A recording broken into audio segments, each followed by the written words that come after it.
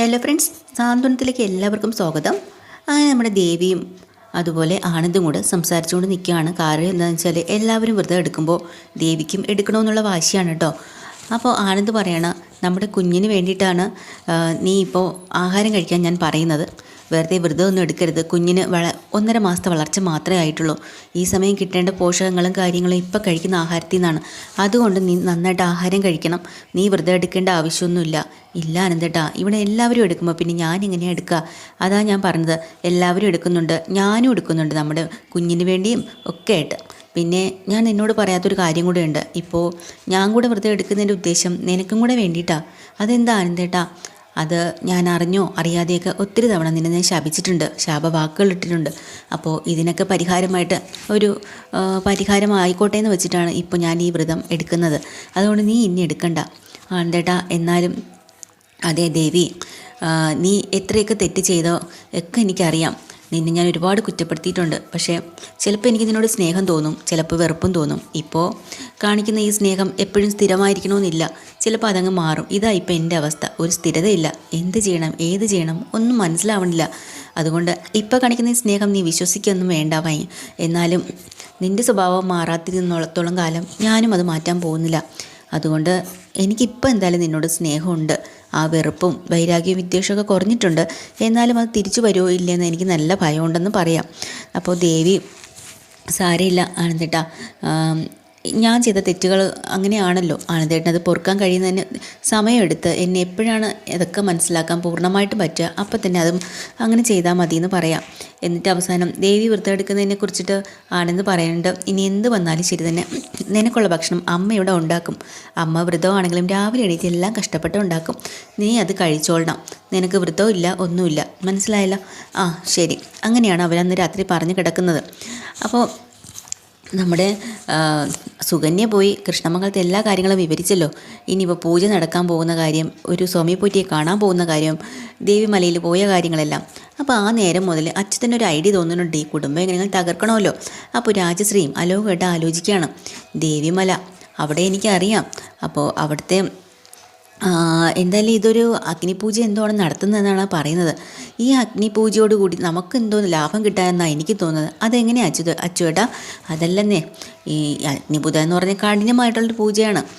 4 ചുറ്റും അഗ്നിയായിരിക്കും. അതിൻ്റെ നടുക്കിരുന്ന് വേണം പൂജ ചെയ്യാൻ. ഗോമതി ആയിരിക്കുമല്ലോ മെയിനായിട്ട് ചെയ്യുന്നത്. അതോടുകൂടി നമ്മുടെ അച്ഛൻ അവൾക്ക് വേണ്ടി എഴുതി വെച്ച സ്വത്തും പ്രമാണവും കാര്യങ്ങളില്ലേ എല്ലാം അതിനോടൊപ്പം എരിഞ്ഞു പോകണം. അതാണ് എൻ്റെ ആഗ്രഹം. ഞാൻ പിന്നെ അവളും കൂടെ എന്ന് പറഞ്ഞിട്ട് അയാൾ പറയാം, ഞാൻ കൂടുതലൊന്നും പറയുന്നില്ല, കൂടെപ്പിറപ്പായി പോയി, ഇല്ലെങ്കിൽ ഞാൻ ആ അഗ്നിയിൽ തന്നെ എന്നൊക്കെ ഇങ്ങനെ പറഞ്ഞിട്ട് പോട്ടെ, വഴിയുണ്ട്, വേറെ എന്തെങ്കിലും കാണുന്നുണ്ട്, ഇതോടുകൂടി എല്ലാം അവസാനിക്കണം, അവരുടെ ദോഷവും മാറണ്ട, ഒന്നും മാറണ്ട എന്നും പറഞ്ഞു അയാൾ അങ്ങോട്ട് പോവുക. ആ സമയത്ത് അലോക് അമ്മയോട് പറഞ്ഞു കൊടുക്കുക, അമ്മേ അപ്പച്ചിയോട് പെട്ടെന്ന് അച്ഛനൊരു സ്നേഹം വന്നു, സഹോദര സ്നേഹം കണ്ടോ. പക്ഷെ നമുക്ക് സ്നേഹിക്കേണ്ട കാര്യമുണ്ടോ അമ്മേ? ഇല്ല, നമുക്കതിൻ്റെ ആവശ്യമില്ല അമ്മേ. ദേവിമല ക്ഷേത്രത്തിലെ ഒരു സഹായിയുണ്ട്, അവൻ എൻ്റെ ഒരു പരിചയക്കാരനെ എനിക്കറിയാം, ഞാനൊന്ന് വിളിക്കട്ടെ അവിടുത്തെ കാര്യങ്ങൾ എന്തായെന്ന്. ആ ദിവസം എന്തെങ്കിലും ഒരു അപകടം ആർക്കെങ്കിലും ഉണ്ടാക്കാനായിട്ട് ഞാൻ നോക്കാം. ശരിയാണ്, അങ്ങനെ തന്നെ വേണം മോനെ എന്ന് അമ്മയും മോനും കൂടെ അവിടെ നിന്ന് ആ കാര്യങ്ങളും പറഞ്ഞ് പ്ലാൻ ചെയ്യുന്നുണ്ട് കേട്ടോ. പക്ഷേ പോയ അച്യുതൻ അവിടെ നിന്ന് നേരെ ദേവിമല ക്ഷേത്രത്തിലെ മാനേജറായിട്ടുള്ള ഹരീന്ദ്രനെ ഫോണിൽ വിളിക്കുകയാണ്. അയാൾ പണ്ടും കണ്ടോ നമ്മുടെ അച്യുതന് നല്ല പരിചയമുണ്ട്. അയാളുടെ ഒരു വലിയ കുടുംബ പ്രശ്നത്തിലൊക്കെ നാട്ടുകാരിടപെട്ട് നാട്ടുകാരുടെ കൈവയ്ക്കുന്ന രീതിയിൽ എത്തുന്ന സമയത്ത് പോലും അയാളെ രക്ഷിച്ചത് നമ്മുടെ അച്യുതൻ തന്നെയാണ് കേട്ടോ. ആ ഒരു കാര്യം മുതലെടുത്ത് ഇപ്പോൾ ഒരു സഹായം ചോദിക്കാൻ വിളിക്കുകയാണ്. അപ്പം അയാൾ അവിടുത്തെ കാര്യങ്ങൾ ചോദിക്കുമ്പോൾ അയാൾ പറഞ്ഞിട്ട്, അച്യുതേട്ടാ ഞാനിപ്പോൾ ഇവിടുത്തെ മാനേജറാണ്, ഇവിടെ നല്ല ശക്തിയുള്ള ദൈവം പൂജയും കാര്യങ്ങളുമാണ്. പിന്നെ ഇന്നലെ തന്നെ ഇവിടെ ഒരു അമ്മയും മകളും വന്നിട്ട് പോയി, ഉടനെ തന്നെ ഇവിടെ ഒരു അഗ്നിപൂജ നടക്കുന്നുണ്ടെന്നൊക്കെ വിശദീകരിച്ച് പറയാം. അപ്പോൾ അച്യുതൻ പറയുന്നുണ്ട്, എടാ ആ വന്നത് അമ്മയും മോളൊന്നുമല്ല, അമ്മായി അമ്മയും മരുമകളുമാണ്. ആ വന്നതേ എൻ്റെ സഹോദരിയാണ്. അവൾക്കിട്ട് പണി കൊടുക്കാനാണ് ഞാൻ ഇപ്പോൾ നിന്നെ വിളിച്ചത്. അതെന്താ ചേട്ടാന്ന് ചോദിക്കുമ്പോൾ അയാൾ പറഞ്ഞു കൊടുക്കുന്നുണ്ട്, പിന്നെ മറ്റന്നാളോ നാളെ എങ്ങാണ്ടല്ലേ അഗ്നിപൂജ എന്ന് പറഞ്ഞത്? അതെ, അങ്ങനെ ആ അഗ്നിപൂജ നടക്കട്ടെ, കുഴപ്പമില്ല, പക്ഷേ അത് മംഗളമായിട്ട് അവസാനിക്കരുത്. അയ്യോ എന്താ ഈ പറയണത്? എടാ നിനക്ക് ഞാൻ എന്തൊക്കെ ഉപകാരങ്ങൾ ചെയ്തു തന്നതാ? അറിയാലോ, അതൊക്കെ ഓർമ്മ വെച്ചിട്ട് വേണം ഇപ്പം നീ ഇങ്ങനെയൊക്കെ പറയാൻ. അയാളുടെ മനസ്സും മുഖമൊക്കെ അങ്ങ് വാടിപ്പോയി കേട്ടോ. എന്നിട്ട് ശരി, മനസ്സില്ലാ മനസ്സോടുകൂടി എന്നങ്ങ് പറയുന്നുണ്ട്. അതാണ് ഞാൻ പറഞ്ഞത്, ഈ പൂജ നടന്നോട്ടെ, ആരും ഒന്നും അറിയണ്ട, പക്ഷേ ഇത് മംഗളമായിട്ട് നടക്കരുത്, അങ്ങനെ അവസാനിക്കണം. അങ്ങനെ അവരുടെ ദോഷമൊന്നും മാറാൻ നിൽക്കണ്ട, മാറ്റാനും നിൽക്കണ്ട. പറഞ്ഞതെല്ലാം മനസ്സിലായല്ലോ. നീ ആ സമയത്ത് അവിടെ എന്തൊക്കെ ചെയ്യണം ഞാൻ നിനക്ക് പറഞ്ഞു തരാം. അങ്ങനെ അച്യുതൻ എന്തൊക്കെയോ കാര്യങ്ങൾ അയാളുടെ ചെവിയിൽ ഫോണിൽ കൂടെ പറഞ്ഞു കൊടുക്കുന്നുണ്ട് കേട്ടോ. പിറ്റേ ദിവസം രാവിലെ ആകുമ്പോൾ ഗോമതി രാവിലെ എണീറ്റ് ഭക്ഷണം എല്ലാം ഉണ്ടാക്കി വെച്ചിട്ടുണ്ട് ദേവിക്കുള്ള. അതെല്ലാം റെഡിയാക്കുന്ന കൂട്ടത്തിൽ സുകന്യ ഉറക്കത്തിൽ നിന്ന് എണീറ്റ് വരുവാണ്. മീനാക്ഷിയും ഓഫീസിൽ പോകാനുള്ള കാര്യത്തിനൊക്കെ റെഡിയാണ്, എന്തൊക്കെയോ എഴുതിയും പറക്കിയിരിക്കുകയാണ്.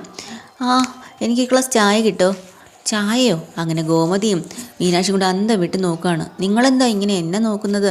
ഞാനൊരു ഗ്ലാസ് ചായയല്ലേ ചോദിച്ചത്. അത് ശരി, അപ്പോൾ ചേച്ചിക്ക് അൾസിമേഷൻ വല്ലതുണ്ടോ? എന്താ അങ്ങനെ ചോദിച്ചു മീനാക്ഷി.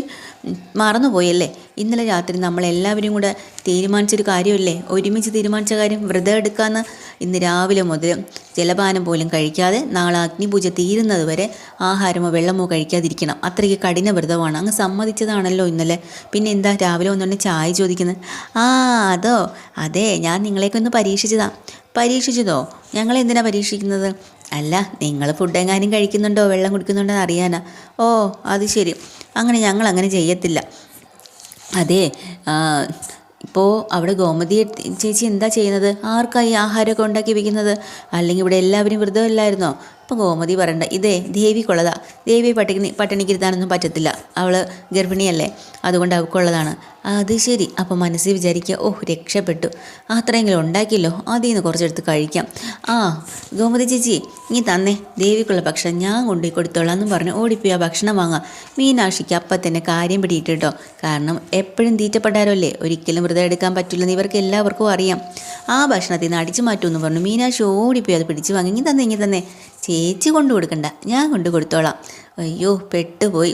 അങ്ങനെ സുകന്യയുടെ കയ്യിൽ നിന്ന് ആ ആഹാരം വാങ്ങി നേരെ ദേവിയുടെ മുറിയിലേക്ക് ചെല്ലാണ്. ദേവിയോടെ വല്ലാതെ ക്ഷീണിച്ചിരിപ്പുണ്ട്. എന്താ എടുത്തി, ക്ഷീണമുണ്ടോ? ചെറുതായിട്ട്. ആദ്യത്തെ 3 മാസം നല്ല ക്ഷീണം ഉണ്ടാവും കേട്ടോ. പിന്നെ അത് കഴിഞ്ഞ് ഒരു 7 മാസം 8 മാസമൊക്കെ ആകുമ്പോൾ വലിയ കുഴപ്പമൊന്നും കാണില്ല. പിന്നെ ഏട്ടത്തിക്ക് ഛർദിലൊന്നും ഇല്ലല്ലോ, അതുകൊണ്ട് കുഴപ്പമില്ല. ഇനി ഛർദിലും കൂടെ ഉണ്ടായിരുന്നെങ്കിലേ ഇടയ്ക്കിടയ്ക്ക് ഹോസ്പിറ്റലിൽ പോവുകയും ട്രിപ്പിടുകയും ഒക്കെ ചെയ്യേണ്ടി വന്നനെയായിരുന്നു. ഫ്ലൂയിഡും ഒക്കെ അടയ്ക്കേണ്ടി വരും. ഇതൊക്കെ ഇത്ര കൃത്യമായിട്ട് നിനക്കെങ്ങനെയാടി അറിയുന്നത്? അതോ, കൊള്ളാം. ദേവി എഴുത്തി പ്രഗ്നൻ്റ് ആണെന്ന് അറിഞ്ഞ ആ നിമിഷം മുതൽ ഞാൻ കണ്ട എല്ലാ പുസ്തകങ്ങളും തപ്പിയും പറക്കിയും വായിച്ചും ഒക്കെ അറിവ് സമ്പാദിച്ചിട്ടുണ്ട്. എൻ്റെ ദേവി എഴുത്തിക്കില്ലേ, കുഞ്ഞിന് വേണ്ടിയിട്ടല്ലേ നമ്മളിതൊക്കെ അറിഞ്ഞു വേണ്ടേ ഓരോന്നും ചെയ്യാൻ. അപ്പോൾ ദേവിക്ക് ഭയങ്കര സന്തോഷവും സങ്കടവും വന്നിട്ട് മീനാക്ഷിയോട് പറയാം, എന്നാലും എടി എൻ്റെ സ്വന്തം അനിയത്തി വിദ്യ പോലും എനിക്ക് വേണ്ടി ഇതൊന്നും ചെയ്യില്ല, നീ ഇതൊക്കെ ചെയ്യുന്നില്ലേ? കൂടപ്പിറപ്പാവാൻ വേണ്ടിയിട്ട് ഒരുമിച്ച് ജനിക്കണമെന്നുണ്ടോ പറ എന്നിങ്ങനെ മീനാക്ഷി ചോദിക്കണം. ഇല്ല, നമ്മളെ കഴിഞ്ഞ ജന്മത്തിൽ ആ ചേച്ചിയും അനിയത്തിയും ഒക്കെ ആയിരുന്നിരിക്കാം, അതാ ഈ ജന്മത്തിലും അങ്ങനെയൊക്കെ ആയത്. എന്തായാലും എൻ്റെ ഏതോ കാലത്തെ സുഹൃതം കൊണ്ടാണ് എനിക്ക് ഇങ്ങനെ 2 അനിയത്തിമാരെ കിട്ടിയത് എന്ന് ദേവി. അതൊക്കെ പോട്ടെ, എന്നാൽ ഭക്ഷണം കഴിക്കുക. അയ്യോ എനിക്ക് വേണ്ട, ഞാൻ വ്രതം എടുക്കുക. ഏട്ടത്തി കുഞ്ഞിന് 1.5 മാസമേ ആയിട്ടുള്ളൂ, അതിന് പോഷകാഹാരങ്ങൾ കിട്ടേണ്ട സമയമാണ്.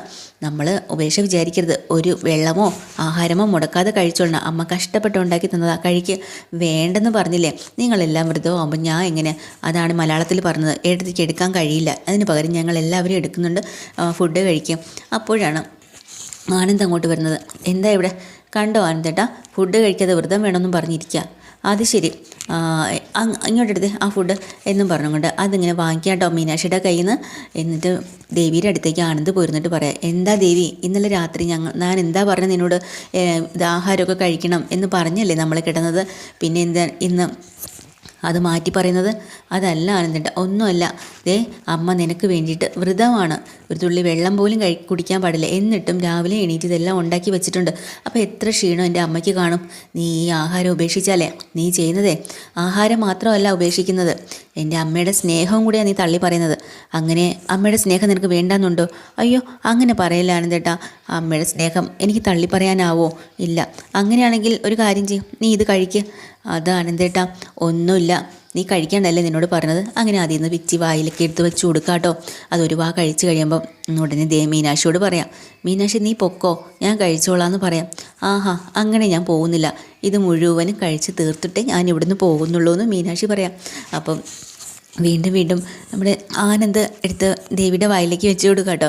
ഇത് കാണുമ്പോൾ തന്നെ മീനാക്ഷിക്ക് മനസ്സൊക്കെ നിറയുന്നുണ്ട്. ആനന്ദിൻ്റെ ആ കരുതലും സ്നേഹവും ഒക്കെ ആയിട്ട് ദേവിക്കാണെങ്കിൽ വല്ലാത്ത നാണം തോന്നുന്നുണ്ട് കേട്ടോ. മീനാക്ഷി അടുത്ത് നിൽക്കുകയും ചെയ്യുന്നുണ്ടല്ലോ. ഇതൊക്കെ തന്നെയാണ് ഇന്നത്തെ എപ്പിസോഡ് കേട്ടോ. ഡീറ്റെയിൽഡ് എപ്പിസോഡ് വീണ്ടും വരാം. ചാനൽ ഇഷ്ടമായി ലൈക്ക് ചെയ്യുക, സബ്സ്ക്രൈബ് ചെയ്യുക. താങ്ക്